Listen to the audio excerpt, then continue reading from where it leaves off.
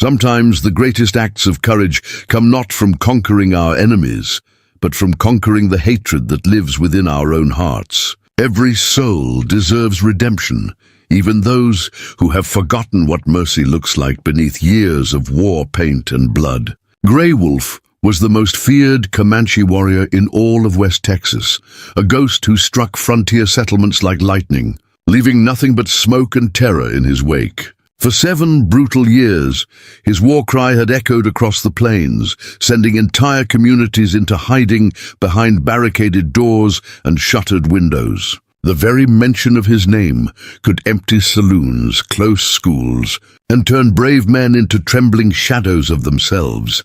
But one scorching August afternoon, when the desert wind carried the scent of sage and fear through the dusty streets of Esperanza Creek, an 8-year-old girl named Sofia Delgado would do what no cavalry soldier had ever dared. She would look the most dangerous warrior on the frontier straight in the eye and speak words that would shake the very foundations of his tortured soul. What could possibly give a child the courage to stand against a man whose hands were stained with the blood of countless battles? The sun beat down mercilessly on the weathered buildings of Esperanza Creek, a frontier town that had learned to live with constant fear pressed against its heart like a loaded gun. The settlement sat in a valley surrounded by mesas and canyons, perfect hiding places for raiding parties and death itself. For 7 years, this community of ranchers, farmers, and merchants had existed under the shadow of Grey Wolf's relentless campaign of vengeance. Grey Wolf rode alone, which made him even more terrifying than if he had commanded 100 warriors. A lone Comanche could strike anywhere, anytime, disappearing into the landscape like smoke from a dying fire. His painted face had become the stuff of nightmares for children throughout the territory, and his war cry could turn the blood of grown men to ice water in their veins. At 6 feet 4 inches tall, Grey Wolf cut an imposing figure even without his fearsome reputation. His muscular frame bore the scars of dozens of battles, each mark telling a story of violence survived and enemies vanquished. War paint covered his face in intricate patterns of black and red, designs that spoke of death and mourning in the ancient language of his people. His long black hair was adorned with eagle feathers, each one earned through acts of extraordinary bravery in combat. The warrior's horse was as legendary as its rider. A magnificent paint stallion named Storm Runner, the animal moved across the desert terrain with supernatural speed and endurance. The horse had been trained for war, responding to subtle pressures from its rider's knees and capable of wheeling and charging at a moment's notice. Together, Grey Wolf and Storm Runner formed a partnership that had become the embodiment of frontier terror. His weapons were equally fearsome. A lance carved from ash wood and decorated with scalps taken from fallen enemies. A war club embedded with sharp stones that could crush a man's skull with a single blow. A bow made from Osage orange wood that could drive an arrow clean through a cavalry soldier's body armor at 200 yards. But perhaps most terrifying of all was the massive knife he carried, its blade nearly a foot long and sharp enough to slice leather as easily as paper. The people of Esperanza Creek had learned to read the signs of Grey Wolf's approach, like farmers reading storm clouds on the horizon. First would come the silence, as even the desert animals seemed to sense the presence of death moving through their territory. Then the dust on the far ridges, barely visible but unmistakable to eyes, trained by 7 years of constant vigilance. Finally, the sound that had haunted their nightmares. The rhythmic drumbeat of Storm Runner's hooves against the hard-packed earth. When Grey Wolf came calling, the town transformed into a ghost settlement within minutes. Shutters slammed closed with such force that window glass rattled in its frames. Heavy wooden bars dropped across doorways with the finality of coffin lids. Children were snatched from the streets and pulled into root cellars, their mothers' hands clamped over their mouths to muffle any sound that might attract the warriors' attention. The general store owned by Heinrich Müller became a fortress during these visits. Muller, a German immigrant who had survived the Indian Wars in Kansas, knew how to prepare for such encounters. He kept a loaded shotgun behind the counter and had reinforced his windows with iron bars. When Grey Wolf's approach was confirmed, Muller would lock his doors and retreat to a back room, praying silently in his native language until the danger passed. Sheriff Jake Morrison had long since given up any pretense of law enforcement when Grey Wolf appeared in town. The first and only time Morrison had tried to confront the warrior 7 years ago, he had found himself suspended upside down from the town's water tower, his badge carved into his forehead with the point of that terrible knife. Since then, Morrison made himself scarce whenever the Comanche warrior came to call. But Grey Wolf's visits to Esperanza Creek weren't random acts of violence. They followed a pattern that the townspeople had come to recognize with growing dread. Every month, on the anniversary of a date that held terrible significance for the warrior, he would ride into town and make his way to the small cemetery on the hill overlooking the settlement. There he would stand among the weathered headstones, speaking words in his native tongue that no one else could understand. The cemetery held the graves of the town's founding families, including those who had died in the conflicts that had shaped this harsh land. Mexican settlers, Anglo ranchers, and yes, even a few Comanche warriors who had found their final rest in the rocky soil of West Texas. It was a place where the complex history of the frontier was written in marble and wood, telling stories of cultural collision and human loss that ran deeper than any single conflict. 8-year-old Sofia Delgado lived with her grandmother, Elena, in a small adobe house on the eastern edge of town. The house sat apart from the main settlement, close enough for safety but far enough away to provide Elena with the privacy she needed for her work as the town's curandera, its traditional healer. Elena Delgado was a woman of mixed Mexican and Apache heritage, whose knowledge of herbal medicine and spiritual healing had made her invaluable to a community far from any formal medical care. Sofia had inherited her grandmother's gift for seeing beyond the surface of things. While other children in Esperanza Creek feared Grey Wolf as a monster from their worst nightmares, Sofia sensed something different about the warrior. During his monthly visits, when the rest of the town cowered behind locked doors, she would climb to her bedroom window and watch him through a crack in the shutters. What she saw challenged everything the adults had told her about the fearsome Comanche. Grey Wolf's visits to the cemetery weren't acts of desecration or intimidation. They were acts of mourning. The warrior would kneel beside specific graves, his head bowed in a gesture of profound grief. Sometimes she could see his shoulders shaking with silent sobs. This wasn't the behavior of a mindless killer. This was the behavior of a man carrying a burden too heavy for any human heart to bear. Elena Delgado possessed wisdom that came from living through decades of frontier violence and cultural change. She had seen the worst that humans could do to each other, but she had also witnessed acts of unexpected compassion and redemption. When Sofia confided her observations about Grey Wolf's cemetery visits, Elena listened without judgment or dismissal. Sometimes, Mija, Elena told her granddaughter in Spanish, the people who seem the most dangerous are the ones who are hurting the most. A wounded animal will attack anyone who comes near, not because it is evil, but because it has forgotten that not everyone wishes to cause more harm. Elena's words planted a seed in Sofia's young mind. If Grey Wolf was wounded rather than evil, if his violence came from pain rather than cruelty, then perhaps there was hope for healing. The 8-year-old girl began to develop a plan that would have terrified any adult who knew what she was contemplating. The transformation that had turned a respected Comanche warrior into the frontier's most feared killer was a story known only to Grey Wolf himself. Once he had been called by his birth name Isayo Tobit, which meant Grey Wolf who runs with the wind.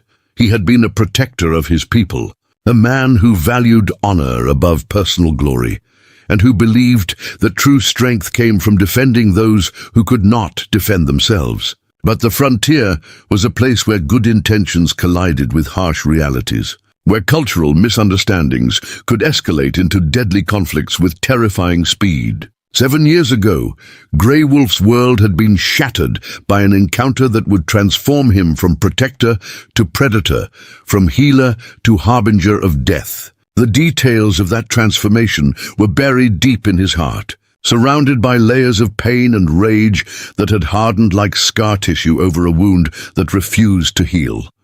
The August afternoon, when everything changed, started like any other day in Esperanza Creek. The sun climbed toward its noon apex, painting the desert landscape in shades of gold and red. Merchants conducted their business with the practiced efficiency of people accustomed to living with constant low-level anxiety. Children played in the dusty streets under the watchful eyes of mothers who never forgot to keep escape routes in mind. Sofia Delgado spent the morning helping her grandmother prepare herbal remedies for the town's various ailments. Elena had taught her granddaughter to identify dozens of desert plants and their medicinal properties. Sofia could prepare a poultice for infected wounds, brew tea for digestive troubles, and mix salves for everything from arthritis to saddle sores. The work required patience and precision, qualities that Elena believed would serve Sofia well throughout her life. But today, Sofia's attention kept drifting to the calendar that Elena kept on the kitchen wall. Tomorrow would mark the 7th anniversary of the first time Grey Wolf had appeared in Esperanza Creek. 7 years of monthly visits, 7 years of terror and mystery, 7 years of a warrior's grief playing out in a cemetery overlooking a town that feared him more than death itself. "Abuela," Sofia said as she carefully measured dried herbs into small cloth packets. "What do you think Grey Wolf is looking for when he comes here?"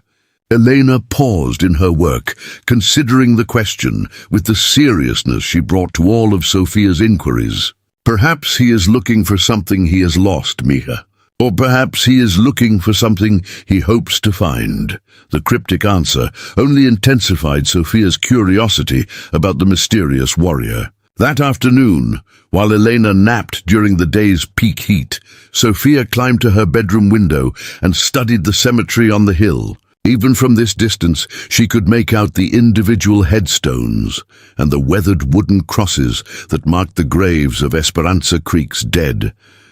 Tomorrow, when Grey Wolf made his monthly pilgrimage to that place of eternal rest, Sofia Delgado would be waiting for him. The 8-year-old girl had made a decision that would either forge an unlikely friendship or result in her own name being added to the cemetery's grim collection. She would do what no adult in 7 years had attempted. She would approach the most feared warrior on the frontier, not with weapons or threats, but with the simple human offering of companionship in grief.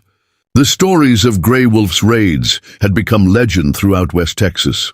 In the town of Piedras Negras, they spoke of the night he had single-handedly driven off a company of cavalry soldiers, leaving their captain's sword embedded in the door of the church as a warning. In San Miguel, children were told how Grey Wolf had appeared during a thunderstorm, his war paint glowing like lightning in the darkness, stealing horses and vanishing before anyone could raise an alarm. Each tale grew in the telling, but at their core lay a consistent truth. Grey Wolf was not merely a raider seeking material gain. His attacks seemed driven by a deeper purpose, a mission that outsiders could only guess at. He never killed indiscriminately, never harmed women and children, and never took more than he needed to sustain himself and his horse. This restraint, rather than making him seem less dangerous, only added to his mystique. The warrior's knowledge of the desert landscape was supernatural in its scope and precision. He knew every canyon, every hidden spring, every game trail that wound through the mesquite and prickly pear. Cavalry patrols sent to track him would find themselves lost in terrain that Grey Wolf navigated as easily as a man walking through his own home. His ability to appear and disappear at will had convinced many that he possessed medicine powers beyond those of ordinary men. But Sofia's grandmother Eleanor knew better. Having lived through decades of cultural collision and change, she understood that legends often obscured more complex truths. The medicine that allowed Grey Wolf to move unseen through the desert wasn't supernatural. It was the accumulated knowledge of a people who had called this land home for countless generations. His seeming invincibility came not from magic, but from skills learned at his mother's knee and refined through years of necessity. Elena had her own history with the Comanche people, though she rarely spoke of it to anyone in Esperanza Creek. As a young woman, she had lived for 3 years among a band of Lipan Apache who had formed an uneasy alliance with certain Comanche groups against their common enemies. During that time, she had learned to speak several Comanche dialects and had come to understand the complex social structures that governed warrior culture. This knowledge had shaped Elena's perception of Grey Wolf's monthly visits to the cemetery. While the other townspeople saw only threat and menace, Elena recognized the ritualistic nature of the warrior's behavior. His painted face wasn't merely meant to inspire fear. The specific patterns and colors told a story of loss and mourning that would be instantly recognizable to anyone familiar with Comanche traditions. The cemetery itself held secrets that most of Esperanza Creek's residents had forgotten or never knew. Among the weathered headstones, marking the graves of Mexican settlers and Anglo ranchers, were older markers, some carved in symbols that predated the town's founding by decades. These graves belonged to members of various Native American tribes who had found their final rest in this place during times of peace between cultures. One grave in particular drew Elena's attention whenever she walked among the headstones to gather medicinal plants that grew wild in the cemetery's rich soil. It was marked by a simple wooden cross, weathered gray by years of desert sun and wind. The name carved into the cross was barely legible now: Maria Esperanza, beloved daughter, aged 7 years. Below the name, someone had carefully carved symbols that Elena recognized as Comanche pictographs. The story behind that grave was one that the town's founding fathers had deliberately buried, along with the child who lay beneath the weathered cross. Maria Esperanza had been the daughter of a mixed marriage between a Comanche woman and a Mexican rancher. For a brief time in the 1840s, such unions had been possible in this part of Texas, as different cultures found ways to coexist in the vast emptiness of the desert. But cultural tolerance had proven fragile in the face of political change and economic pressure.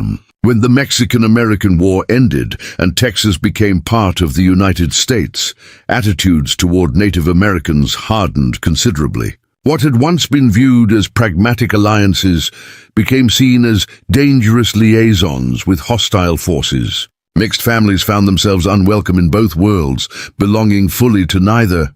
Maria Esperanza's death had occurred during a cholera outbreak that swept through the region in 1851. The disease had claimed victims from all ethnic groups, but somehow blame had fallen disproportionately on the Native American population. Tensions that had been simmering beneath the surface of the community exploded into open hostility. Within a year, most of the mixed families had fled the area, seeking refuge in Mexico or among tribal communities willing to accept them. Elena suspected that Grey Wolf's connection to Esperanza Creek ran deeper than anyone realized. His monthly visits, his focus on the cemetery, his careful avoidance of unnecessary violence, all of these behaviors suggested personal rather than political motivations. She believed that somewhere among those weathered headstones lay someone whose death had transformed a proud warrior into an instrument of sorrow and rage. This theory gained credence from Elena's observations of Grey Wolf's behavior during his visits. Through her bedroom window, she had watched him approach the cemetery with the measured steps of someone following a familiar ritual. He would dismount Stormrunner at the same spot every time, tether the horse to the same weathered fence post, and walk directly to the same section of graves without hesitation. But it was the warrior's posture that told Elena the most about his true purpose. Grey Wolf would kneel beside specific graves, with his head bowed and his hands pressed flat against the earth, in a posture of mourning that transcended cultural boundaries. Sometimes he would speak in the Comanche tongue, his voice carrying clearly in the desert air. Elena's knowledge of the language was limited, but she could recognize certain words: daughter, beloved, forgiveness, pain. These observations had shaped Elena's conversations with her granddaughter about the mysterious warrior. While other adults in Esperanza Creek taught their children to fear Grey Wolf as a monster, Elena encouraged Sophia to see him as a human being, trapped by circumstances beyond his control. This perspective, combined with Sophia's natural empathy and curiosity, had planted the seeds of the remarkable plan that was forming in the 8-year-old's mind. Sophia's preparation for her planned encounter with Grey Wolf went beyond simple courage. She had spent weeks studying everything her grandmother had taught her about Comanche culture and customs. She learned basic phrases in the Comanche language, practiced the proper way to approach a warrior without giving offense, and memorized the symbols and colors that carried significance in Native American traditions. So, most importantly, Sophia had prepared a gift. Using skills her grandmother had taught her, she had woven a small dream catcher from willow branches and sinew, decorating it with beads and feathers according to traditional patterns. The dream catcher was meant to capture bad dreams and allow good dreams to pass through, a symbol of hope and healing that she hoped Grey Wolf would understand.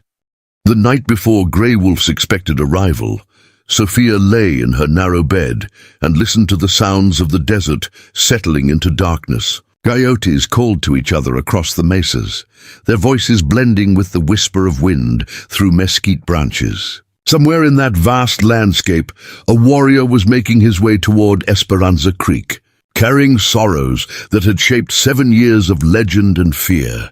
Elena sat beside her granddaughter's bed, sensing the girl's nervous excitement. "Are you certain about this plan, Misha?" she asked in Spanish. "Grey Wolf is not a tame man. His pain has made him dangerous in ways that even I cannot predict." Sophia turned to face her grandmother, her dark eyes reflecting moonlight from the window. "You taught me that healing requires courage, Abuela, and that sometimes the people who need healing the most are the ones who seem the least likely to accept help. If Grey Wolf is truly mourning someone he loved, then maybe what he needs isn't more fear, but someone who understands what it means to lose family." The wisdom in her granddaughter's words filled Elena with a mixture of pride and terror. Sophia was displaying the kind of compassion that could either transform lives or end them, depending on how it was received. But Elena also knew that some risks were worth taking, especially when they offered the possibility of healing wounds that had festered too long in darkness. As dawn approached, painting the eastern sky in shades of rose and gold, Sophia rose from her bed and prepared for what might be the most important day of her young life. She dressed in her simplest clothes, braided her long black hair in the traditional style her grandmother had taught her, and carefully placed the dream catcher in a small leather pouch that she tied to her belt. The morning air was crisp and clean, carrying the scent of sage and the promise of another scorching day. Sophia made her way through the quiet streets of Esperanza Creek, noting how the town seemed to hold its breath in anticipation of Grey Wolf's arrival. Shutters were already beginning to close, and she could see families loading supplies into root cellars and storm shelters. But Sophia walked in the opposite direction, climbing the rocky path that led to the cemetery on the hill. There, among the weathered headstones and wooden crosses, she would wait for Grey Wolf to arrive. Today, for the first time in 7 years, the warrior's vigil would be shared by someone brave enough to offer comfort instead of fear. As the sun climbed toward its noon position, Sophia settled herself beside the grave, marked with the weathered cross bearing Maria Esperanza's name. She had chosen this spot carefully, having observed that Grey Wolf always spent the longest time kneeling here. Whatever connection the warrior had to this place, whatever sorrow drew him back month after month, Sophia was determined to understand and, if possible, to help heal. The sound of approaching hoofbeats echoed across the desert, rhythmic and inevitable as a heartbeat. Stormrunner's distinctive gait was unmistakable to anyone who had learned to listen for it. Grey Wolf was coming, and with him came the moment that would determine whether Sophia's courage would lead to redemption or tragedy. As the sun set over the Texas desert, painting the sky in brilliant shades of orange and purple, Sophia sat at her window and watched the shadows lengthen across the cemetery. Tomorrow would bring either redemption or tragedy, hope or horror, understanding or death. But for the first time in 7 years, Grey Wolf's visit to Esperanza Creek would not go unwitnessed by someone brave enough to see the man beneath the warrior's terrible mask. The thundering of Storm Runner's hooves against the rocky trail announced Grey Wolf's arrival with the inevitability of an approaching storm. Sophia crouched behind the weathered headstone of Maria Esperanza, her heart pounding so hard she was certain the warrior would hear it from 100 yards away. The dream catcher in her leather pouch seemed to grow heavier with each passing moment, its beaded surface pressing against her hip like a reminder of the enormous risk she was about to take. Through the gaps between the cemetery's iron fence posts, Sophia watched as Grey Wolf dismounted with the fluid grace of a man who had spent his entire life on horseback. Storm Runner stood perfectly still as his master removed a leather parfleche bag from the saddle, his painted flanks gleaming with sweat from the long ride across the desert. The horse's intelligent eyes scanned the cemetery as if sensing something different about today's visit. Grey Wolf himself was even more imposing up close than Sophia had imagined from her distant observations through bedroom windows. His massive frame moved with the controlled power of a predator, every step calculated and purposeful. The war paint on his face had been applied with ceremonial precision, black and red patterns that spoke of mourning and vengeance in the ancient language of his people. Eagle feathers hung from his braided hair, and multiple strands of bone and turquoise beads adorned his muscular chest. The warrior's weapons were works of art as much as instruments of war. His lance bore intricate carvings that told the story of his victories in battle, while his war club was decorated with hawk feathers and strips of enemy scalps that fluttered in the morning breeze. But it was the massive knife at his belt that drew Sophia's attention, its blade gleaming like liquid silver in the bright Texas sunshine. As Grey Wolf approached the cemetery gate, Sophia noticed details that had escaped her during previous observations from afar. The warrior moved with a slight limp, favoring his left leg in a way that suggested an old wound that had never properly healed. His hands, which seemed so deadly when gripping weapons, showed surprising gentleness as he opened the gate with careful precision, making sure not to let it creak on its rusty hinges. But it was Grey Wolf's eyes that revealed the most about the man beneath the fearsome exterior. Sophia had expected to see the cold, pitiless gaze of a killer, but instead she found herself looking into dark brown eyes that held depths of sorrow she had never encountered in her young life. These were not the eyes of a monster, but of someone who had seen too much death and caused too much pain. The warrior made his way through the cemetery with the familiarity of long practice, moving between headstones and wooden crosses without hesitation. His destination was always the same, the weathered grave marked with Maria Esperanza's name. And today, Sophia waited there like a small guardian spirit protecting sacred ground. When Grey Wolf rounded the corner of a large limestone monument and saw the 8-year-old girl kneeling beside Maria's grave, he stopped so suddenly that dust swirled around his moccasined feet. For a long moment, neither moved nor spoke, each studying the other with the intense curiosity of two species encountering each other for the first time. Sophia saw the warrior's hand move instinctively toward his knife, then stop as his mind processed what his eyes were showing him. This was not an ambush or a trap. This was a child, alone and apparently unafraid, positioned exactly where he always conducted his monthly vigil. The impossibility of the situation seemed to confuse Grey Wolf more than any cavalry charge or rifle volley ever had. "You should not be here, little one," Grey Wolf said finally, his voice carrying the authority of someone accustomed to being obeyed without question. He spoke in English, but with the careful precision of someone for whom it was a second language. "This place is not safe when I am present," Sophia rose slowly from her kneeling position, brushing cemetery dirt from her simple dress with hands that trembled only slightly. "I know who you are," she said, her voice clear and steady despite her racing heart. "You're Grey Wolf. Everyone in town is afraid of you." The warrior's painted face showed no emotion, but Sophia thought she detected a flicker of something, perhaps surprise in his dark eyes. "And yet you remain here. Why do you not run like the others?" "Because," Sophia said. "Before we jump back in, tell us where you're tuning in from, and if this story touches you, make sure you're subscribed, because tomorrow I've saved something extra special for you." Taking a small step closer to the grave that seemed to hold such significance for the feared Comanche. "You don't scare me." The words hung in the desert air like smoke from a gunshot, impossible to take back once spoken.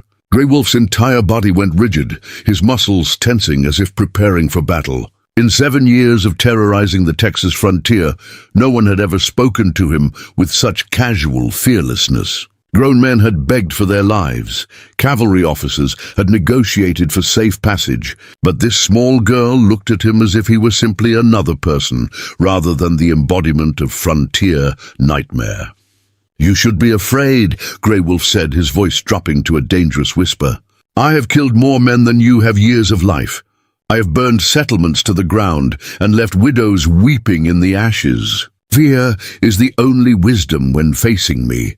Sophia tilted her head slightly, studying the warrior's face with the same intense curiosity she brought to her grandmother's lessons about medicinal plants. "My abuela says that people who try very hard to make others afraid are usually the most frightened people of all.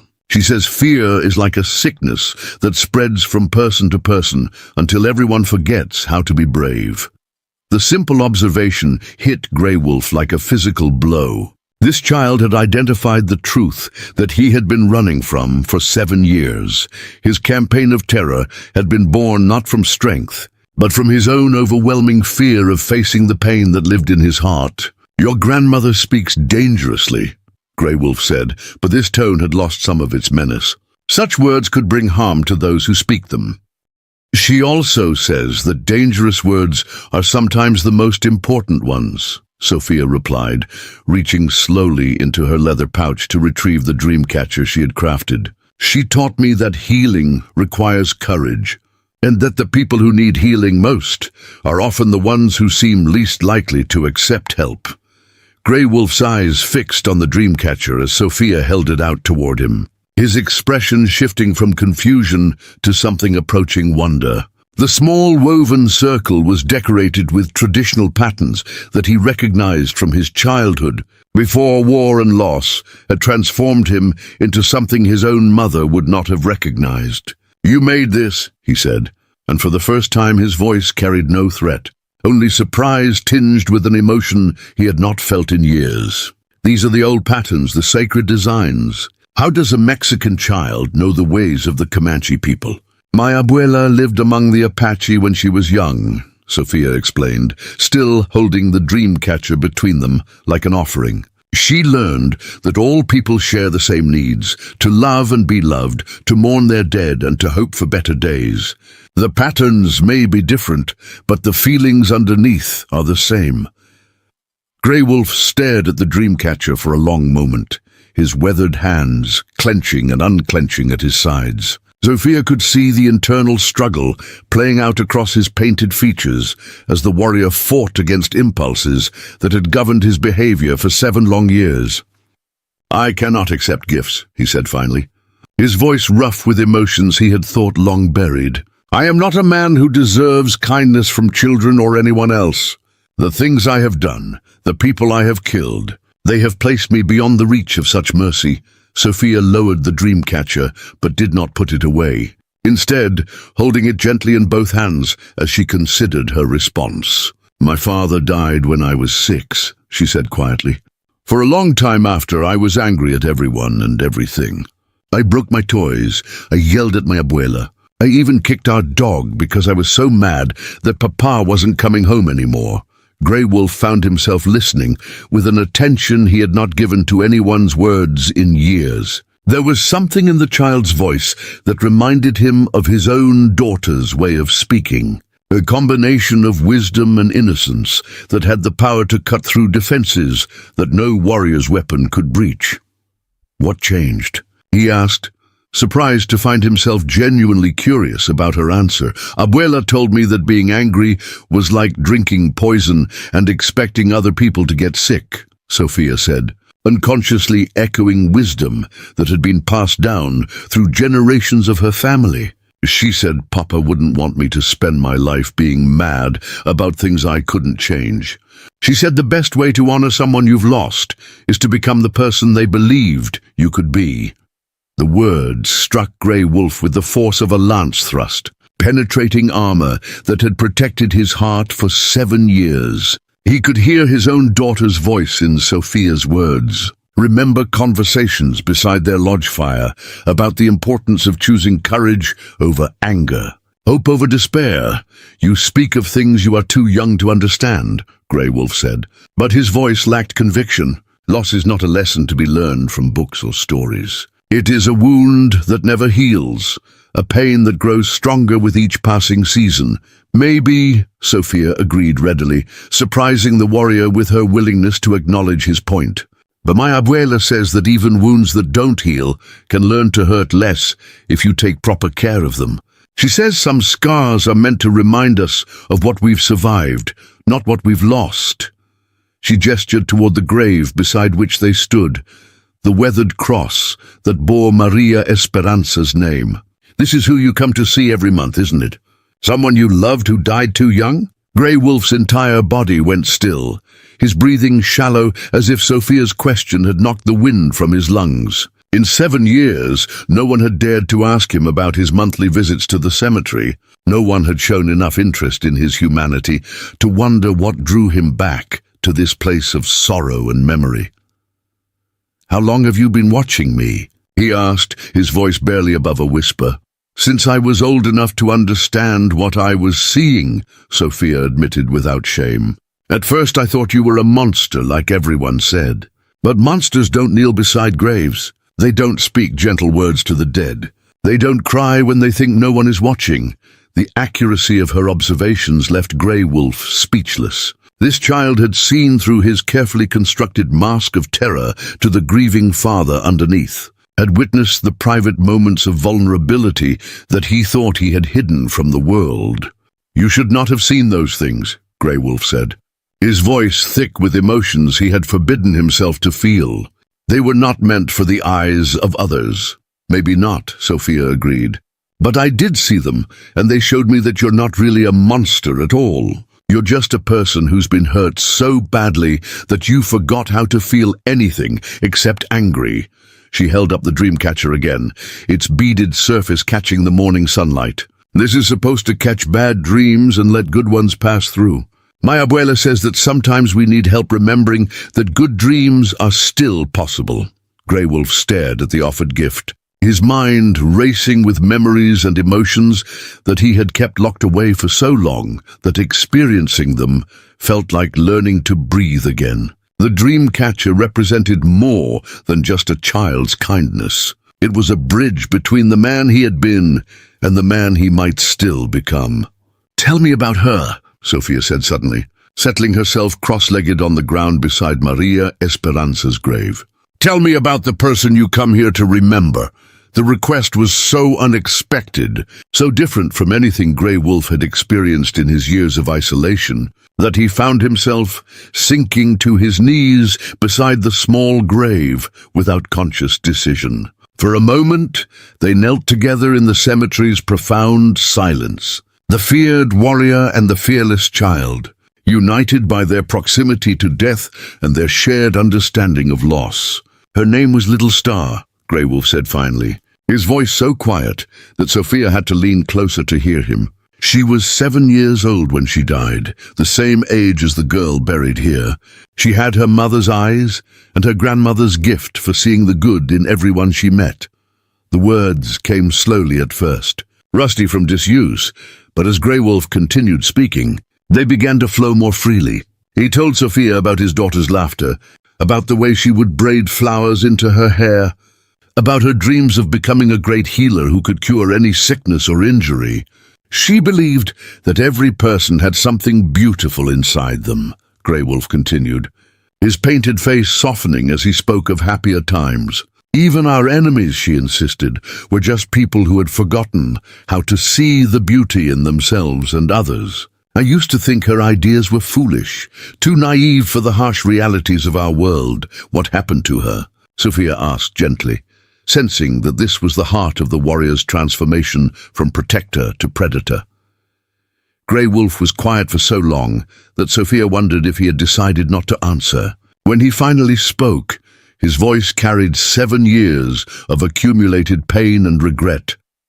There was a raid on a settlement not far from here. White soldiers had attacked our village, killed women and children, burned our lodges. My war band planned revenge, a strike against the town that had sent the soldiers. Little Star begged me not to go, said that killing would only lead to more killing, but I was too angry to listen to her wisdom. He paused. His hands pressed flat against the earth above Maria Esperanza's grave, as if drawing strength from the connection to another child who had died too young. The raid went wrong. The settlers had been warned. They were ready for us. In the fighting, buildings caught fire, and the flames spread faster than anyone expected. Little Star had followed us, hidden in the supply wagons because she couldn't bear the thought of her father becoming a killer. She died trying to save a white child from the flames, proving even in death that her belief in the goodness of all people was stronger than the hatred that had consumed me. Sophia felt tears streaming down her cheeks as she listened to Grey Wolf's story, understanding now the source of the warrior's 7 years of rage and self-imposed isolation. Little Star had died because her father had chosen violence over wisdom, and that knowledge had transformed Grey Wolf from a protector into a destroyer.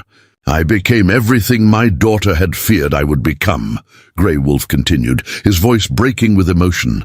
A killer, a bringer of death, a man who spread fear wherever he went. I told myself it was justice for what had been done to our people. But the truth was simpler and more terrible.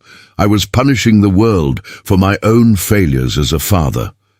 The confession hung between them like smoke from a sacred fire, raw and honest, in a way that transformed the cemetery from a place of sorrow into a space where healing might be possible. Sophia reached out slowly and placed her small hand on Grey Wolf's powerful arm, offering comfort in the simplest way she knew how. Little Star sounds like she was very wise, Sophia said softly, and very brave. I think she would be proud that you're finally ready to talk about her instead of just being angry about losing her.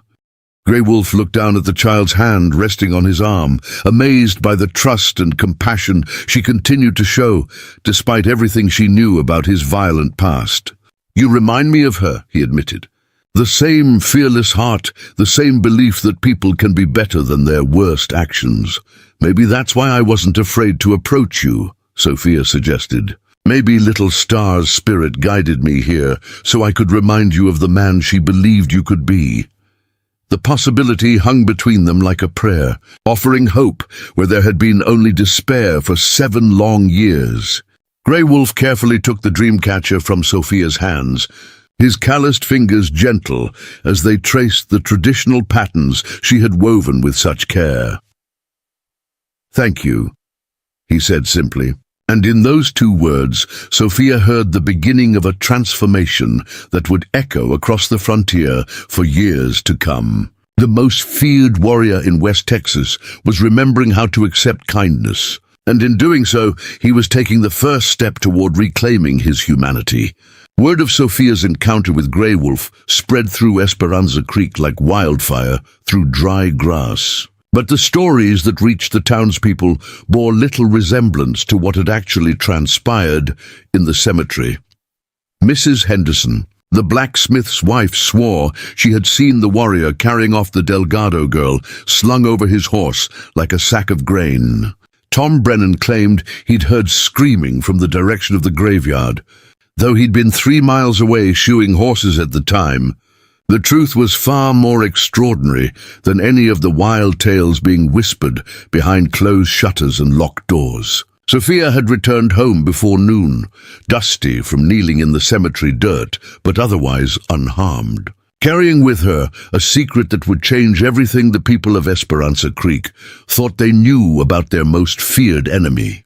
Elena Delgado took one look at her granddaughter's face and knew that something profound had occurred during the girl's morning absence. Sophia's eyes held a depth of understanding that hadn't been there at breakfast, and her small hands trembled with the weight of knowledge that seemed too heavy for someone so young to carry.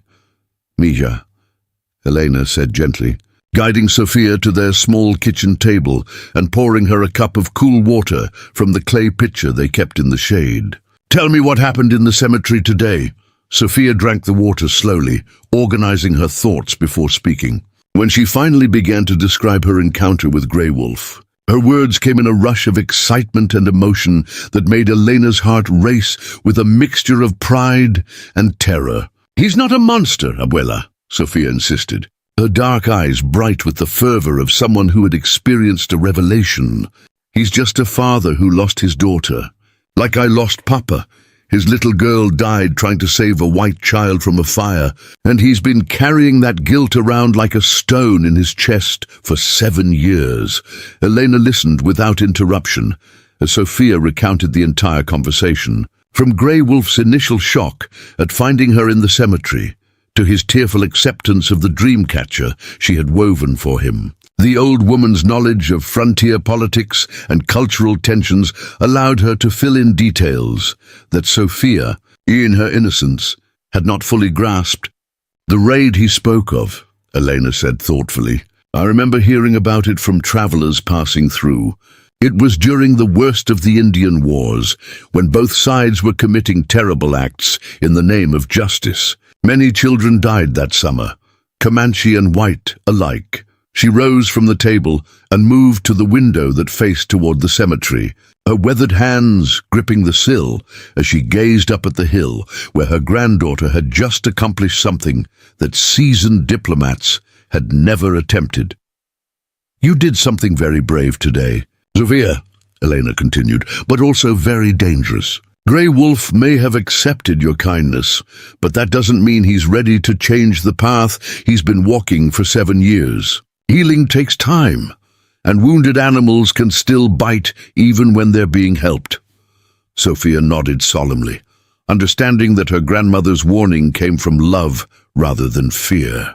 But she had seen something in Grey Wolf's eyes during their conversation, a spark of the man he had been before grief transformed him into an instrument of vengeance. That spark gave her hope that redemption was still possible, even for someone who had traveled so far down the road of violence and despair. Meanwhile, Grey Wolf sat beside Little Star's actual grave in a hidden canyon 50 miles northeast of Esperanza Creek, the dream catcher Sophia had given him, resting gently in his weathered hands. The burial site was marked only by a ring of stones and a single eagle feather tied to a juniper branch. But it held more meaning for the warrior than all the elaborate monuments in the white man's cemetery.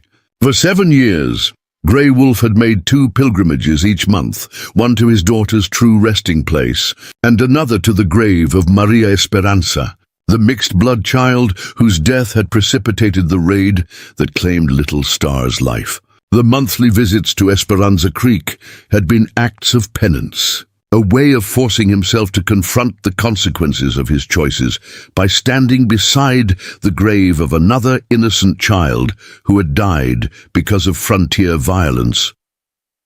But today's encounter with Sophia had shattered the carefully constructed ritual that had governed his existence for so long. The child's fearless compassion had awakened emotions he thought he had successfully buried alongside his daughter.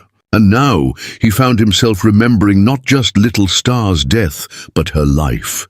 Little Star had been born during a brief period of peace between the Comanche bands and the Mexican settlers in the region. Her mother, Singing Bird, had been a renowned healer whose knowledge of medicinal plants had made her valuable to both native and Mexican communities.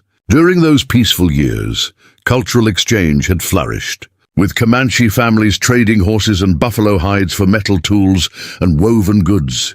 Grey Wolf himself had been known by his birth name then, Isiotobit, and had served as a bridge between communities rather than an instrument of war. His knowledge of Spanish and English, learned during childhood encounters with traders and missionaries, had made him valuable as a negotiator and interpreter. He had believed then that understanding between peoples was not only possible but inevitable. Those hopeful years had produced children like Little Star and Maria Esperanza, living symbols of the possibility that different cultures could not just coexist, but create something beautiful together. Both girls had grown up speaking multiple languages, learning traditions from various cultures, and believing that the world was large enough to hold many different ways of being human.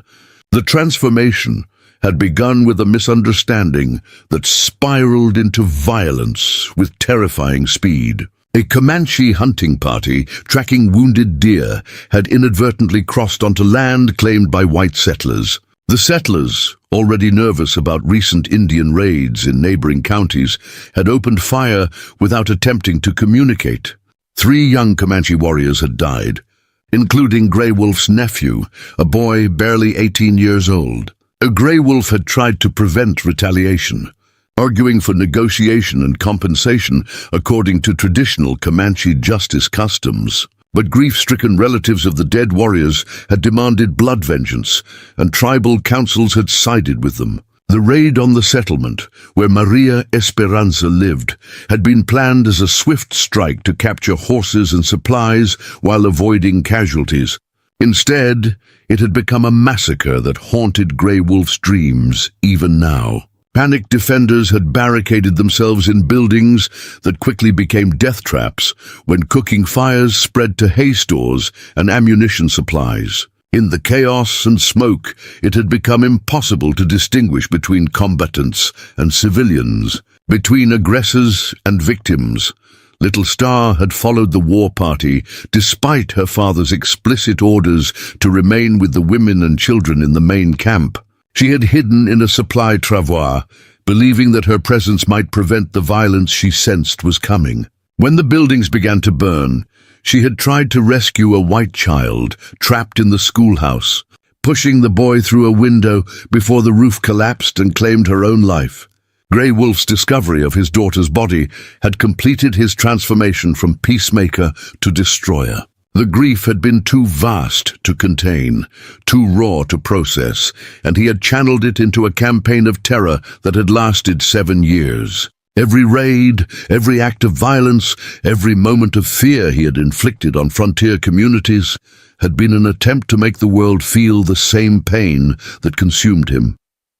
But Sophia's simple act of kindness had cracked the shell of rage that protected his wounded heart. And now memories of Little Star's true nature came flooding back. His daughter had not been a warrior or a symbol of cultural conflict.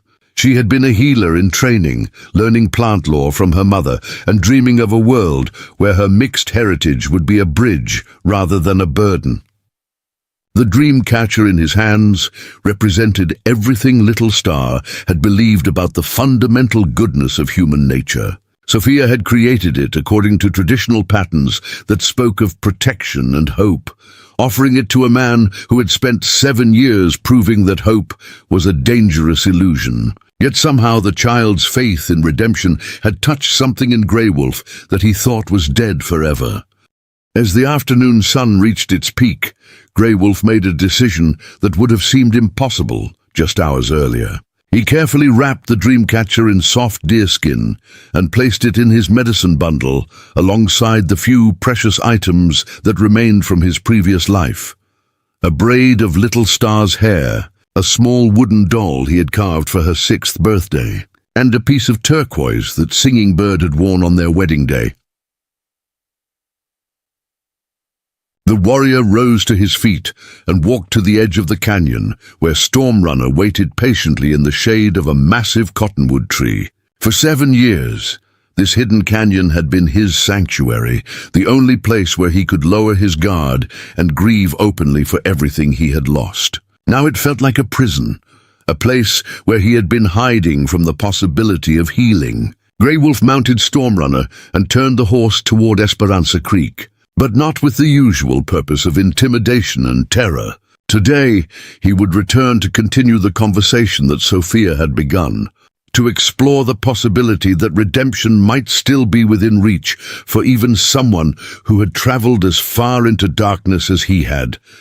Back in the town, Sheriff Morrison was struggling to maintain order as wild rumors about Sophia's encounter with Grey Wolf spread through the community like a plague of fear and speculation. Some claimed the girl had been bewitched by Comanche magic. Others insisted she had been killed and replaced by an evil spirit wearing her form. A few of the more superstitious residents suggested that Grey Wolf himself was not human, but some kind of desert demon that could only be destroyed by fire or holy water. Morrison knew better than to believe such nonsense, but he also knew that frightened people were capable of dangerous actions when their fear reached a breaking point. Already there was talk of forming a militia to hunt down Grey Wolf before he could harm any other children. The sheriff recognized that such vigilante action would likely result in a bloodbath that would make the frontier conflicts of previous years seem like minor skirmishes. The lawman made his way to Elena Delgado's house, hoping to convince the old healer to keep her granddaughter out of sight until the current hysteria passed. He found Elena working in her herb garden, her weathered hands moving with practiced efficiency as she harvested medicinal plants for the winter months ahead. "Mrs. Delgado," Morrison began carefully, removing his hat out of respect for the woman whose healing skills had saved his own life during a cholera outbreak 3 years earlier. "I need to talk to you about what happened this morning with your granddaughter and that Comanche warrior." Elena looked up from her work, her intelligent eyes studying the sheriff's face for clues about his intentions. Morrison was not a bad man, but he was weak, and weak men could be dangerous when pressure was applied to them by stronger personalities. "Sophia told me about her conversation with Grey Wolf," Elena said calmly. "She showed remarkable courage in approaching him, and apparently he responded with unexpected restraint. I see no cause for concern in that." Morrison shifted nervously, his badge catching the afternoon sunlight as he struggled to find words for the delicate situation he faced. "Ma'am, with respect, there are folks in town who are saying your granddaughter might have been, well, influenced by that warrior. They're talking about organizing a search party to track him down before he can come back. The suggestion that Sophia had been corrupted or bewitched by her encounter with Grey Wolf made Elena's eyes flash with anger. She had lived through enough frontier hysteria to recognize the dangerous patterns that could turn neighbors into enemies and fear into violence. "My granddaughter is 8 years old, Sheriff," Eleanor said with quiet dignity. She approached a grieving man and offered him kindness. "If the people of this town see evil in such an act, then perhaps they should examine their own hearts before questioning hers." Morrison winced at the accuracy of her assessment, knowing that Elena had identified the real problem facing Esperanza Creek. The town's residents had lived with fear for so long that they had forgotten how to recognize hope when it appeared. Their hatred of Grey Wolf had become so consuming that they could not imagine any solution except his destruction. "Mrs. Delgado," Morrison continued, his voice dropping to an urgent whisper, "there's something else you should know. Tom Brennan and some of the other men, they're talking about using Sophia as bait to draw Grey Wolf into a trap. They figure he might come back looking for her, and they want to be ready for him." The casual way Morrison spoke of using a child as bait in a military operation made Elena's blood turn cold. She had seen what frontier justice looked like when frightened men decided to take matters into their own hands, and she knew that Sophia would be in mortal danger if such a plan were implemented. Preparing and narrating this story took us a lot of time, so if you are enjoying it, subscribe to our channel. It means a lot to us now. Back to the story. "And what do you intend to do about these plans, Sheriff?" Elena asked, her voice carrying. the quiet authority of someone who had helped deliver half the babies in Esperanza Creek and tended the wounds of the other half. Morrison's shoulders slumped as he admitted the truth that both of them already knew. I don't have enough deputies to stop them if they're determined to go through with it. And honestly, Mrs. Delgado, I'm not sure I should try. Grey Wolf has been terrorizing this territory for 7 years. Maybe it's time someone put an end to his reign of terror. Elena studied the sheriff's face and saw a man who had surrendered his moral authority out of exhaustion and fear. Morrison had been appointed to his position because he was politically palatable to various factions in the county, not because he possessed the courage or wisdom necessary for genuine leadership.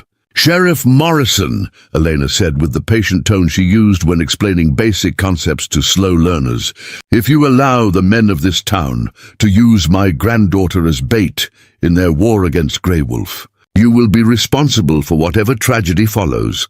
Sophia showed that warrior more genuine Christian charity in one morning than this entire community has shown anyone in 7 years. She returned to her work in the herb garden, signaling that their conversation was over.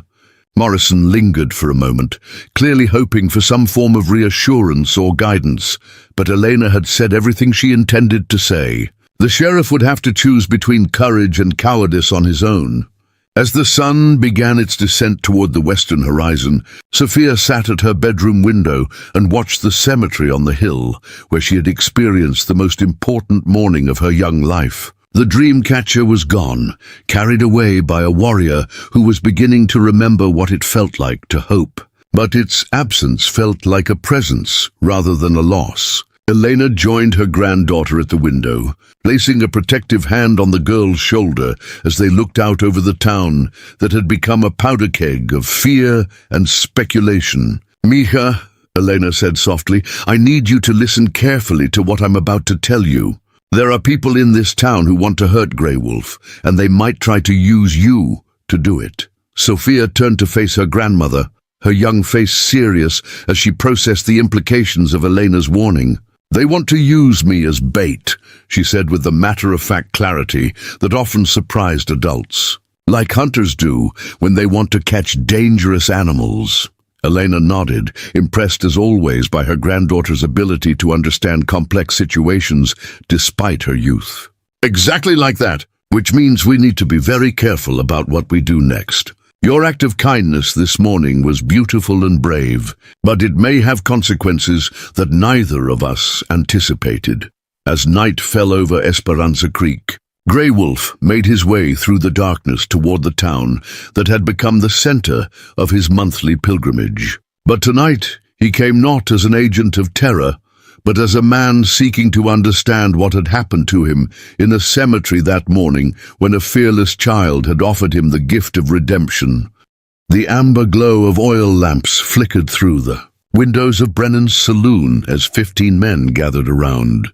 Rough-hewn tables to plan what they believed would be Grey Wolf's final visit to Esperanza Creek. Tom Brennan himself, a cattle rancher whose spread had lost 40 head of horses to Comanche raids over the years, stood at the front of the room with a crude map of the town sketched on brown paper.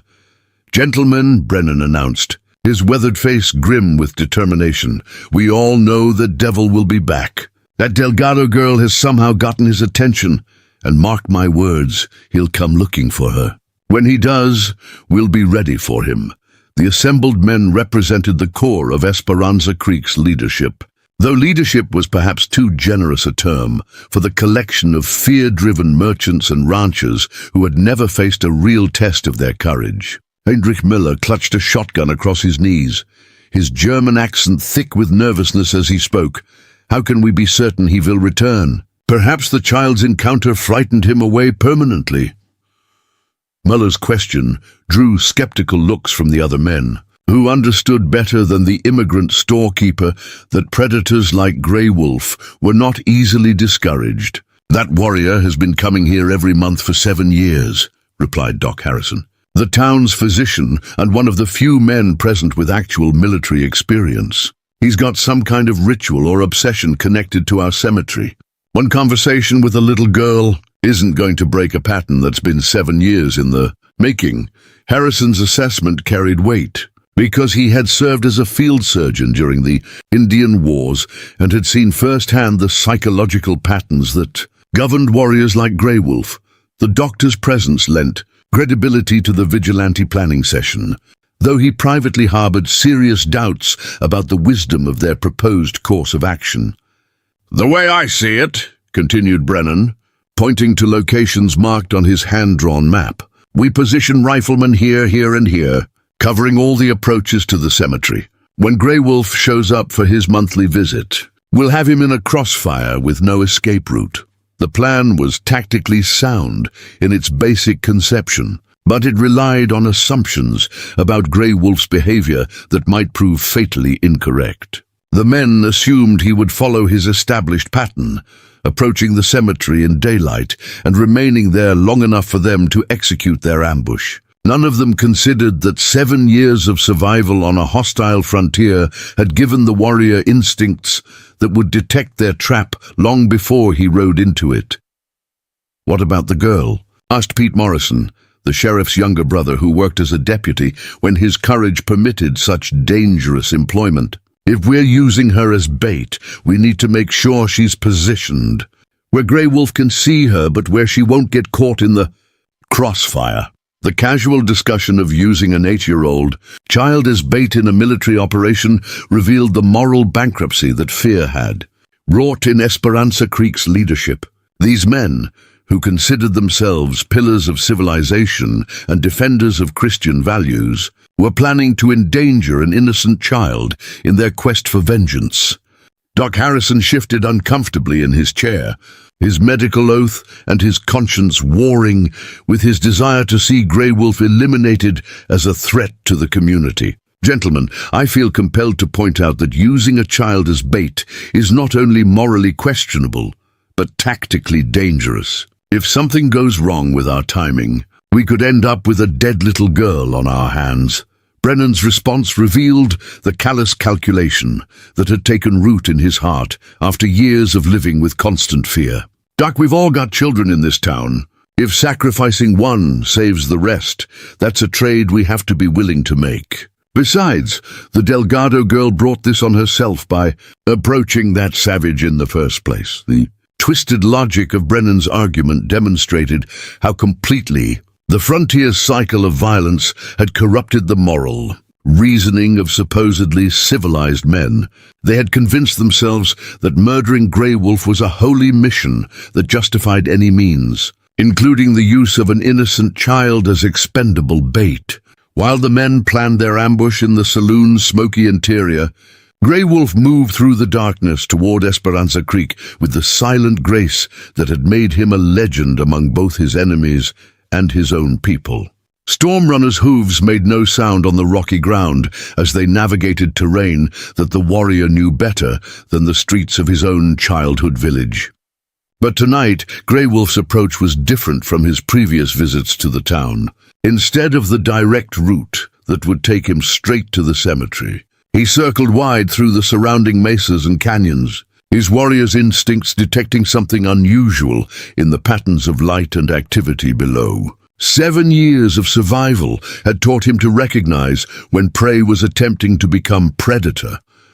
From a ridge overlooking Esperanza Creek, Grey Wolf could see the unusual number of lamps burning in the saloon and the shadowy figures moving through alleys where no one should have been walking at this late hour. His keen eyes picked out the glint of metal from rooftops and windows, the unmistakable evidence of men positioning weapons for an ambush. The warrior felt a mixture of disappointment and grim satisfaction as he studied the trap that had been laid for him. Disappointment, because Sophia's act of kindness had apparently failed to change anything fundamental about the town's relationship with him. Satisfaction, because the familiar pattern of violence and treachery was something he understood far better than the confusing emotions that the child had awakened in his heart. Grey Wolf dismounted Stormrunner and secured the horse in a hidden canyon where the animal would be safe, regardless of what happened in the town below. He removed his war paint from a leather pouch and began applying the traditional patterns that would transform him back into the instrument of terror that Esperanza Creek expected him to be. But as he worked, the dream catcher Sophia had given him seemed to grow heavier in his medicine bundle, its symbolic weight pressing against his consciousness like an accusation. The child had offered him redemption, and he had accepted her gift with something approaching gratitude. Now her own people were preparing to use her as bait in their trap, proving that her compassion was as rare among her own kind as it was unexpected. The application of war paint had always been a ritual of transformation for Grey Wolf, a way of setting aside whatever remained of Iseo Tochbit and embracing the identity of the frontier's most feared warrior. But tonight the ritual felt hollow, a performance that no longer carried the emotional weight it had possessed for 7 years. As he worked, Grey Wolf found himself remembering Sophia's words about wounded people who spread their pain to others rather than seeking healing. For 7 years, he had been doing exactly what the child had described, using his own anguish as justification for inflicting terror on communities that had played no direct role in Little Star's death. Down in Esperanza Creek, Sheriff Morrison was struggling with a crisis of conscience that threatened to tear apart what remained of his professional integrity. The sheriff had never been a particularly brave man, but he had always tried to maintain some connection to the law he had sworn to uphold. The vigilante planning session in Brennan's saloon represented a complete abandonment of legal process in favor of frontier justice. Morrison made his way through the darkened streets toward Elena Delgado's house, his badge feeling heavier with each step as he contemplated the conversation that lay ahead. He had to warn the old healer about the plan to use her granddaughter as bait, even if doing so marked him as a traitor in the eyes of the town's leading citizens. Elena was waiting for him on her front porch when he arrived, her weathered face calm in the moonlight, as if she'd been expecting his visit. The old woman possessed an uncanny ability to sense approaching trouble, a skill that had served her well during decades of frontier life. "Sheriff Morrison," Elena said quietly, her voice carrying no surprise at finding him at her door after midnight. "I assume you've come to tell me about the trap they're planning for Grey Wolf, and how they intend to use my granddaughter as bait." Morrison stopped short, amazed by Elena's prescience, but not entirely surprised. The healer seemed to know everything that happened in Esperanza Creek almost before it actually occurred. "How did you know?" Elena smiled grimly, her intelligent eyes reflecting starlight as she studied the sheriff's troubled face. "Sheriff, I've lived in this territory for 40 years. I know how frightened men behave when they finally work up the courage to act on their fears. The only question is whether you're here to warn me or to help them carry out their plan." The directness of Eleanor's challenge forced Morrison to confront the moral choice he had been trying to avoid. He could maintain his position in the community by supporting the vigilante action, or he could honor his oath as a lawman by protecting an innocent child from being used as bait in someone else's war. "Mrs. Delgado," Morrison said finally, removing his hat in a gesture of respect, "I can't stop what they're planning. I don't have the manpower or the political support. But I can warn you, and I can try to keep Sophia safe when the shooting starts." Elena studied the sheriff's face for a long moment, evaluating the sincerity of his offer. Morrison was weak, but he was not evil, and sometimes weak men could find strength when protecting the innocent became more important than protecting themselves. "There may be another way, Sheriff," Elena said thoughtfully. "What if Sophia were to disappear before they could implement their plan? What if she were visiting relatives in Mexico too far away to be used as bait?" Morrison's face brightened with relief as he realized Elena was offering him a solution that would protect the child without requiring him to directly confront the town's vigilantes. "That might work. How quickly could you get her out of town?" "We could leave before dawn," Elena replied. "But Sheriff, you need to understand something about the man they're trying to trap. Grey Wolf is not some mindless savage who will walk blindly into an ambush. He survived 7 years on this frontier because he's smarter and more dangerous than any of those men in Brennan's saloon can imagine. Elena's warning carried the weight of hard-earned wisdom about the realities of frontier warfare. The men planning the ambush had convinced themselves that superior numbers and better positioning would guarantee their success, but they had never faced an opponent with Grey Wolf's experience and skill. As the sheriff hurried back toward town to prepare for the chaos that would inevitably follow the discovery of Sophia's absence, Elena went inside to wake her granddaughter and begin packing for their unexpected journey. But as she entered Sophia's bedroom, she found the girl already awake, sitting by her window and staring out at the cemetery on the hill. "Abuela," Sophia said softly, without turning away from the window, "Grey Wolf is coming back tonight. I can feel it. But something's different this time. Something's wrong." Elena felt a chill of premonition as she followed her granddaughter's gaze toward the darkened cemetery. Sophia possessed an intuitive connection to the emotional currents that flowed through their small community. And if the child sensed danger, it was likely real.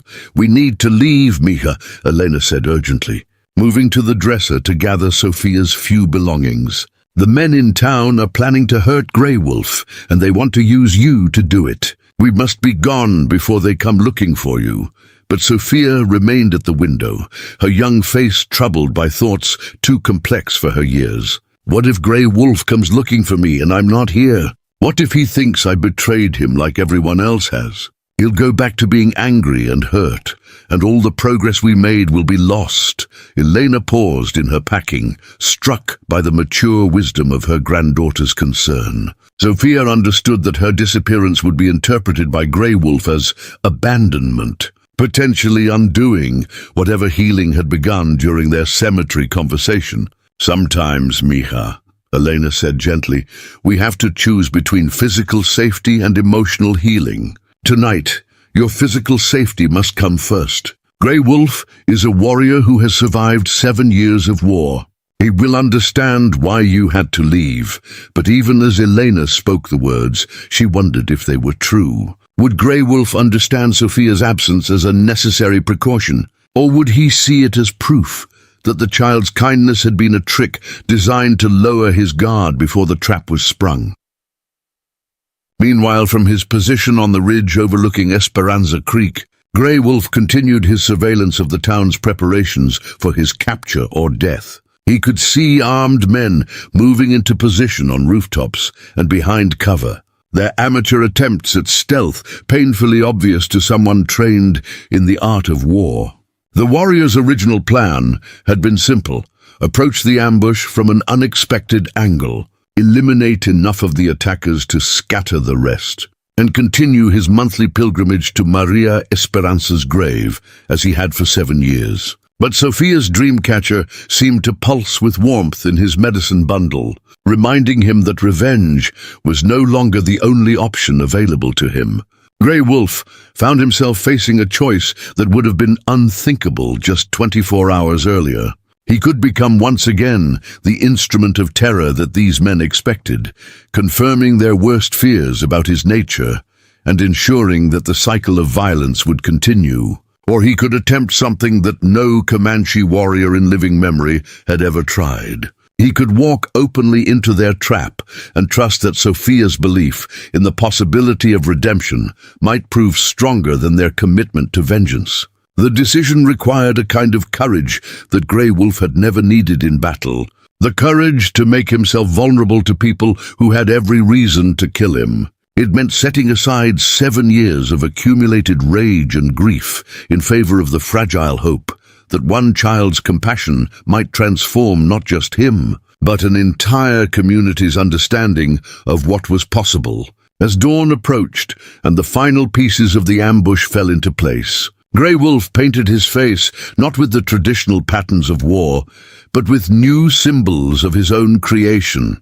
Patterns that spoke of mourning transformed into hope, of death giving way to the possibility of new life. He was no longer preparing for battle, but for the most dangerous kind of surrender. Dawn broke over Esperanza Creek with the pale yellow light of early autumn, casting long shadows across the dusty streets where armed men crouched behind barrels and wagon wheels, their rifles trained on the cemetery path. The trap was set with the precision of desperation. 15 men positioned to create a killing field that no warrior could survive. Yet none of them felt the confidence they had expressed during the previous night's planning session. Tom Brennan pressed his back against the wall of Henderson's blacksmith shop, his Winchester rifle slick with nervous sweat as he peered around the corner toward the cemetery gate. The rancher had convinced himself that killing Grey Wolf would make him a hero in frontier history. But now that the moment approached, he found himself questioning whether he possessed the stomach for cold-blooded murder. Doc Harrison occupied a position on the roof of Mueller's general store, his military experience allowing him to maintain steady aim despite the moral reservations that gnawed at his conscience. The physician had seen enough battlefield carnage to know that their planned ambush would be brutal and decisive, leaving little room for the mercy that his Hippocratic oath demanded. Sheriff Morrison moved restlessly between the various positions, ostensibly coordinating the ambush, but actually searching for Sofia Delgado among the early morning shadows. Elena's promise to remove her granddaughter from harm's way had given Morrison hope that the day's violence might at least spare one innocent life. But as the sun climbed higher and the appointed hour of Grey Wolf's usual arrival approached, a disturbing realization began to spread among the hidden gunmen. The streets of Esperanza Creek remained empty of the small figure they had planned to use as bait. Sophia was nowhere to be seen, and without her presence their entire strategy began to crumble. "Where's the girl?" hissed Pete Morrison from his position behind a water trough, his voice carrying the edge of panic that infected men when their carefully laid plans started to unravel. "Brennan, your whole plan depends on that child being visible from the cemetery. If Grey Wolf can't see her, why would he approach?" Brennan cursed under his breath as he realized the fatal flaw in their tactical thinking. They had assumed that Sophia would be available for their use like any other piece of equipment, never considering that Elena Delgado might remove her granddaughter from the equation entirely. Meanwhile, from his concealed position on the ridge overlooking the town, Grey Wolf observed the amateur ambush with the detached interest of a professional warrior studying the mistakes of untrained opponents. He could see every rifle barrel gleaming in the morning sunlight, identify each man's position by the nervous movements that betrayed their inexperience with this kind of warfare. The absence of Sophia from the scene below confirmed what Grey Wolf's instincts had already suggested. The child's grandmother possessed the wisdom to recognize danger when it approached, and she had acted to protect her granddaughter from becoming a casualty in someone else's war. Grey Wolf felt a mixture of disappointment and respect for Elena's decision, but Sophia's absence also presented the warrior with an unexpected opportunity. Without the child present as a complicating factor, he could deal with the town's vigilantes according to the harsh justice of the frontier. His original nature reasserted itself as he studied the killing field below, calculating angles of attack and escape routes with the cold precision that had kept him alive through 7 years of warfare. Grey Wolf began his descent from the ridge, moving through the rocky terrain with the silent grace that had made him a legend among both his enemies and his own people. Stormrunner remained hidden in the canyon below, ready for a swift escape once the warrior had completed whatever business awaited him in Esperanza Creek. As he moved closer to the town, Grey Wolf's hand moved instinctively to the medicine bundle where Sophia's dreamcatcher rested against his heart. The small woven circle seemed to pulse with warmth, reminding him of the child's words about choosing healing over anger, hope over despair. For a moment the warrior hesitated, torn between the familiar path of violence and the uncertain road toward redemption.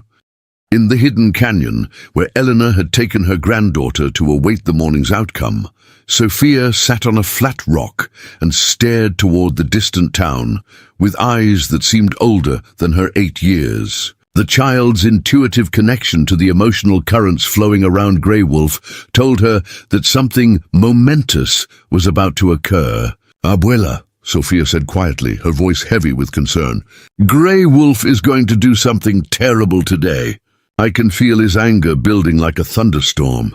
All the healing we started yesterday is going to be destroyed."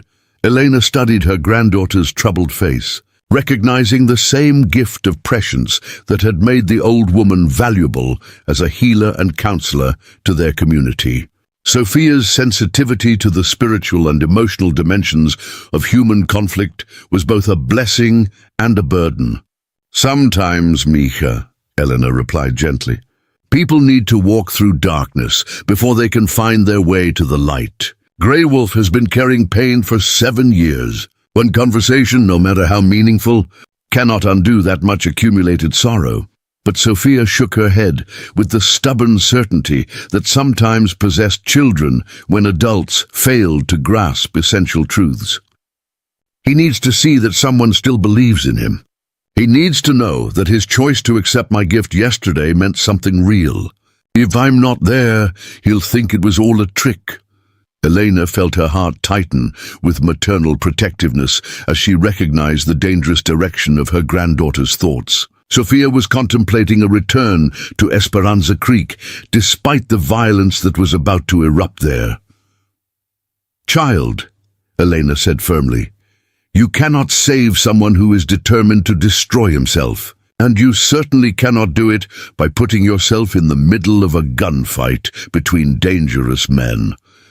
But Sophia's expression had taken on the determined look that Elena recognized from her own childhood. The stubborn set of features that indicated a decision had been made, regardless of adult approval. Back in Esperanza Creek, Grey Wolf reached the edge of town, just as the church bell began its morning call to worship. The irony was not lost on him that violence would erupt on the day when the community was supposed to be contemplating Christian virtues of forgiveness and redemption. The warrior could have approached the cemetery from any number of directions, using his superior knowledge of the terrain to avoid the ambush entirely. Instead, he chose to walk directly down Main Street in full view of every hidden rifle, his war paint gleaming in the morning sunlight and his weapons displayed with casual menace. Brennan felt his mouth go dry as he watched Grey Wolf's approach through the gap between two buildings. This was not the behavior of a man walking into a trap unknowingly. This was the confident stride of a predator who had detected the ambush and chosen to face it head-on. "Jesus Christ," whispered Doc Harrison from his rooftop position. "He knows we're here. He's coming anyway." The realization that their prey had become the hunter sent a wave of panic through the hidden gunman. Grey Wolf's casual approach in the face of overwhelming odds suggested either suicidal recklessness or supreme confidence in his ability to survive what was coming. As Grey Wolf reached the center of town, he stopped and turned slowly in a complete circle, his dark eyes taking in every position where armed men waited with growing terror. When he spoke, his voice carried clearly in the morning air, reaching every ear with the authority of absolute command. "I know you are there," Grey Wolf announced, his English precise, despite the alien sounds of a language learned in adulthood. 15 men with rifles positioned to create what you believe is an inescapable trap. "But you have forgotten something important about traps, my enemies." The warrior paused, allowing his words to sink in before delivering the lesson that would haunt the survivors for the rest of their lives. A trap only works if the prey fears death more than it values honor. "I've walked with death for 7 years. It holds no terror for a man who has already lost everything worth living for." Grey Wolf's hand moved to his knife, the massive blade catching sunlight as he drew it from its sheath. The weapon seemed to glow with malevolent purpose, its edge honed to razor sharpness through years of careful maintenance. But instead of adopting a fighting stance, Grey Wolf did something that froze every trigger finger in Esperanza Creek. He reversed his grip on the knife and held it out, offering the weapon to his hidden enemies with the ceremonial formality of a Comanche warrior surrendering to superior force. But today, Grey Wolf continued, his voice carrying a note of wonder that surprised even himself, I discovered that death is not the only choice available to a man who has lost everything. Yesterday, a child showed me that even the most broken souls can be offered redemption. The warrior reached into his medicine bundle and withdrew Sophia's dream catcher, holding it up so that every hidden gunman could see the small woven circle, with its beads and feathers dancing in the morning breeze. This was made for me by Sofia Delgado, an 8-year-old girl who looked at the most feared warrior on the frontier and chose to offer kindness instead of fear. She saw through 7 years of anger and violence to the father who still mourned his daughter. She reminded me that little Star would not want her death to be the reason for so much killing.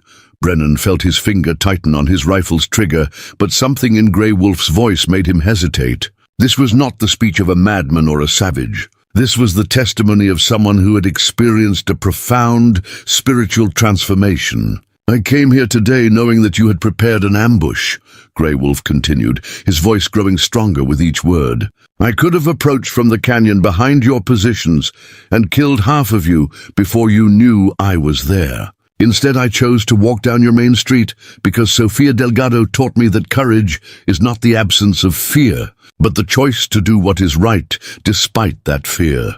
The dream catcher in Grey Wolf's raised hand seemed to capture the morning sunlight, its symbolic power radiating hope into a situation that had been defined entirely by hatred and revenge. I surrender my weapons to you, Grey Wolf announced, placing his knife on the ground at his feet and following it with his war club, his bow, and his quiver of arrows. Not because I fear death, but because I choose to honor the faith that one brave child placed in the possibility of my redemption. The silence that followed Grey Wolf's unprecedented surrender was broken only by the sound of Sofia Delgado's running footsteps as she burst from the alley where she had been hiding since before dawn. Having slipped away from her grandmother despite Elena's protective efforts. "Don't shoot him!" Sofia cried, placing herself between Grey Wolf and the hidden rifles with the same fearless determination she had shown in the cemetery. "Can't you see he's trying to change? Can't you see he's choosing to be different?" The sight of the 8-year-old girl standing protectively in front of the frontier's most feared warrior created a tableau that would be remembered long after the last participant in that morning's drama had passed into legend. The morning sun painted the dusty streets of Esperanza Creek in golden light as Sofia stood between Grey Wolf and 15 hidden rifles, her small frame casting a shadow that seemed far larger than physics should have allowed. The 8-year-old girl's presence transformed the carefully planned ambush into something unprecedented in frontier history, a moment when violence gave way to the possibility of understanding. Tom Brennan felt his finger freeze on his rifle's trigger as he stared at the impossible scene before him. The child he had planned to use as bait was now protecting the very man they had gathered to kill, her courage making his own carefully rationalized bloodlust appear petty and cowardly by comparison. "Get away from him, girl," Brennan shouted from his hiding place behind the blacksmith shop, his voice cracking with the strain of maintaining authority in a situation that had spiraled completely beyond his control. "That savage will kill you the moment he gets the chance." Sofia turned toward the sound of Brennan's voice, her dark eyes blazing with unrighteous anger that seemed borrowed from someone far older and wiser. "Mr. Brennan," she called back, her young voice carrying clearly in the morning air, "you're the one planning to kill someone today. That makes you more savage than he is." The simple accuracy of the child's observation hit Brennan like a physical blow, forcing him to confront the uncomfortable truth about his own motivations. He had convinced himself that killing Grey Wolf was an act of community protection, but Sofia's words stripped away his self-justification to reveal the ugly reality of premeditated murder. Doc Harrison watched the confrontation unfold from his position on Mueller's roof, his medical training and military experience allowing him to recognize the profound psychological shift occurring in the street below. Grey Wolf's surrender had been genuine, the warrior's weapons lying in the dust at his feet like discarded symbols of a life he was choosing to abandon. "Hold your fire!" Harrison called out to the other hidden gunman, his voice carrying the authority of someone accustomed to making life-and-death decisions under pressure. "The man has surrendered his weapons. We're supposed to be civilized people, not cold-blooded murderers." But Brennan's response revealed how completely the cycle of frontier violence had corrupted his moral reasoning. "Doc, you saw what he did to the Patterson Ranch. You know how many good men have died because of that devil. This is our chance to end it once and for all." Grey Wolf remained motionless during the shouted exchange, his dark eyes fixed on Sophia's small figure as she continued to shield him from the weapons of her own people. The warrior's painted face showed no emotion, but something deep in his expression suggested wonder at the child's unwavering faith in his capacity for redemption. "Sophia," Grey Wolf said quietly, his voice pitched low enough that only she could hear, "you should not place yourself in danger for someone like me. These men have good reason to fear what I have done. Their hatred is earned through 7 years of violence." The child turned to face him, her young face serious with the weight of wisdom that seemed far beyond her years. "My abuela says that good reasons for hatred are just excuses people use when they're too scared to try forgiveness. She says the bravest thing anyone can do is choose to believe that people can change." Grey Wolf knelt slowly, bringing himself to Sophia's eye level, despite the risk that the movement might trigger a nervous gunman's shot. Up close, he could see the tears glistening in the child's eyes, evidence of the emotional cost of her courageous stand. "Little Star would have liked you very much," Grey Wolf said softly, his voice thick with emotions he had kept buried for 7 years. She had the same brave heart, the same belief that every person deserved a chance to choose something better than anger. The mention of his daughter's name brought a visible transformation to Grey Wolf's painted features, softening the harsh lines that had defined his face during years of violence and isolation. For a moment, the feared warrior disappeared entirely, replaced by a grieving father who had finally found someone willing to help him remember the man he used to be. Elena Delgado appeared at the mouth of the alley where Sophia had hidden before making her dramatic entrance, her weathered face pale with terror as she witnessed her granddaughter's confrontation with armed men. The old healer understood better than anyone the deadly dynamics at play in the street, and she knew that Sophia's intervention had created a moment of balance that could tip either toward redemption or tragedy. "Mija," Elena called out urgently, "come away from there. This is not a place for children." But Sophia shook her head with stubborn determination, her small hands clenched into fists at her sides. "This is exactly where children should be, Abuela. Adults have made such a mess of things that maybe it takes someone too young to know better to show them how to fix it." The wisdom in her granddaughter's words struck Elena like lightning, illuminating truths about frontier justice and community healing that years of adult experience had obscured. Sometimes it did take the fearless innocence of childhood to cut through the accumulated layers of hatred and prejudice that prevented grown people from recognizing their shared humanity. Sheriff Morrison emerged from his hiding place behind a wagon, his badge catching the morning sunlight as he walked slowly toward the center of the confrontation. The lawman's face showed the strain of a man wrestling with the most important decision of his professional life. "Grey Wolf," Morrison said formally, his voice carrying the weight of legal authority despite his obvious nervousness, "I'm placing you under arrest for numerous crimes against the people of this territory. Will you come peacefully?" The question hung in the desert air like smoke from a gunshot, representing a crossroads between the old way of frontier justice and the possibility of something approaching civilization. Grey Wolf's response would determine whether Esperanza Creek moved toward healing or remained trapped in the cycle of violence that had defined it for 7 years. Grey Wolf rose slowly from his kneeling position, his movements deliberate and unthreatening as he considered the sheriff's offer. Legal justice was a foreign concept to the warrior, whose people had always settled disputes through direct action or tribal council decisions. But Sophia's faith in the possibility of redemption had opened his mind to alternatives he had never considered. "I will come peacefully," Grey Wolf said finally, his words carrying across the street to reach every hidden gunman. "But first, I must speak words that have been buried in my heart for too long."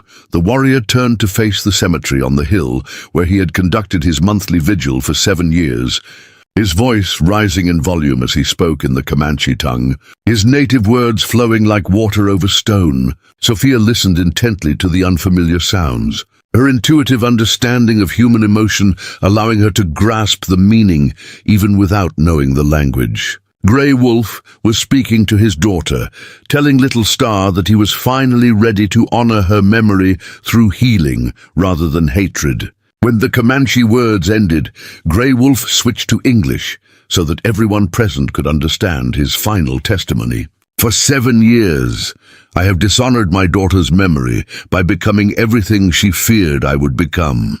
Little Star died trying to save a white child because she believed that all people shared the same fundamental worth. Today, another child has saved me by believing the same thing."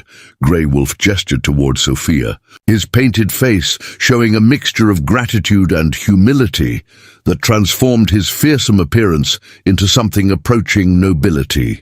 "This girl has shown me that my daughter's spirit lives on in every act of courage. Every choice to offer kindness instead of fear. Every moment when someone refuses to let hatred define their heart." Tom Brennan felt his rifle growing heavy in his hands as he listened to Grey Wolf's words, the weapon's weight becoming a physical manifestation of the moral burden he had been carrying. The warrior's testimony was stripping away every justification for violence that the rancher had constructed over years of frontier living. "You expect us to believe that one conversation with a little girl has transformed you from killer to saint," Brennan called out, his voice betraying the desperation of someone watching his world-view crumble. "Words are cheap, Grey Wolf. Actions matter more than pretty speeches." Grey Wolf nodded slowly, acknowledging the validity of Brennan's skepticism. "You are right to doubt words without proof. But consider this, I knew of your ambush before I entered your town. I could have approached from the canyon and killed half of you before you knew I was there. Instead, I chose to surrender my weapons and place myself at your mercy. Is that not action enough to suggest that something has changed?" The tactical analysis was undeniably accurate, and its implications sent a chill through every man who had participated in planning the ambush. Grey Wolf's survival skills were legendary, and his claim that he could have turned the tables on them was almost certainly true. Doc Harrison climbed down from his rooftop position, his medical bag in hand, as he approached the group gathered around Grey Wolf and Sophia. The physician's face showed the internal struggle of someone whose professional oath demanded healing but whose personal experience counseled caution. "Sheriff," Harrison said formally, "if you're placing this man under arrest, then he's entitled to medical attention for any injuries and protection from vigilante justice. That's the law, regardless of what crimes he may have committed." Morrison nodded gratefully, recognizing that Harrison's support gave him the moral authority he needed to resist the community's thirst for immediate vengeance. "Doc's right. Grey Wolf will be held in the jail pending trial by a properly constituted court. No lynch mob justice in my town." But Brennan's frustration boiled over into open defiance of legal authority. "Sheriff, you're making a mistake that'll get more innocent people killed. That savage belongs at the end of a rope, not in a courtroom where some fancy lawyer might get him freed on a technicality." The confrontation between Sheriff Morrison and Tom Brennan represented the larger struggle between civilization and frontier, justice that had defined the American West for decades. Morrison's badge suddenly felt heavier on his chest as he realized that his next words would determine what kind of community Esperanza Creek would become. "Mr. Brennan," Morrison said with quiet dignity, "if you want to live in a place where mobs decide guilt and innocence, then maybe this territory isn't ready for statehood after all. But if you want to be part of something better, then you'll holster that rifle and let the law take its course." The sheriff's unexpected display of backbone surprised everyone present, including Morrison himself. For the first time in his career, he was choosing principle over political convenience, and the feeling was both terrifying and exhilarating. Grey Wolf watched the exchange with growing understanding of the cultural transformation he had unwittingly helped to catalyze. His surrender had forced the community to confront fundamental questions about justice, mercy, and the possibility of redemption that they had been avoiding for years. "Sheriff Morrison," Grey Wolf said formally, "I accept your arrest and place myself under the protection of your law. But I ask one favor.